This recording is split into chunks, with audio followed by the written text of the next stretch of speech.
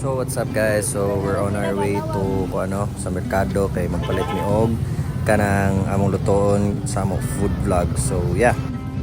So naanami diya sa merkado dapit and padong nami sa mga gulayan. So among lutoon kay humba.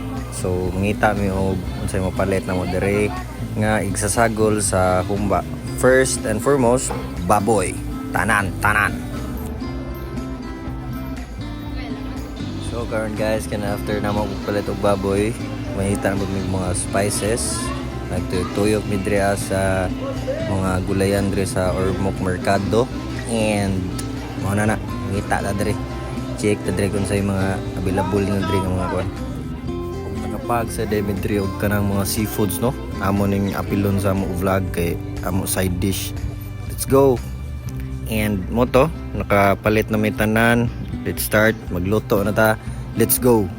So muna itong mga luto no. Muna yung unahon, bombay. Huwa ko ng bombay. Na ito like that kapag hiwa. Ahos.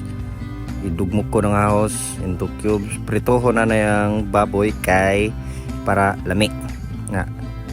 Dapat kuan sa golden brown. Nga kuan para astig. So muna na after giliprito, so bubutang ato na diri butang ang bombay og ahos. Ato ning gisahon diri nya ibutang na to ang baboy kay moto siya mo kuan para mapalasa ba. Na butang na to ang baboy, butangan na to og kuan. Kayo na ninyo. Kamo ni mo kayo-kay. Mo ni mo kayo-kay. So na. Soy sauce pare. Lagyan natin yung soy sauce dyan. Yan mo to. After mga kuan, butangan na po nanimog mga pepper. Add water gamay para kuan. Sprite pang tamis. Optional siya. Pwede sa nimo siya butangan kasukar. Amuha kay butangan na mo diri pineapple juice. Inana noodles. Nya kini asukar gyapon para mas mo tamis gyud.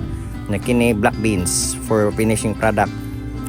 So okay na mo na ang finishing product sa mga humba. Gwapo kay guys, lami kaya siya guys. Try ninyo, check ninyo, apilin aw kauna ninyo. Sus, di mo magmahay. Lami kini. Ini sige yahay na mi kaon na ni guys kay gipanggutom na kay gihuwat din na mo wa minamaha, wa mina ni odto diretso ni panihapon. Kining kauna diretso ni, automatic ni. Mi akay guys. Thank you for watching our vlog and I hope you like it. Good luck. Bye-bye.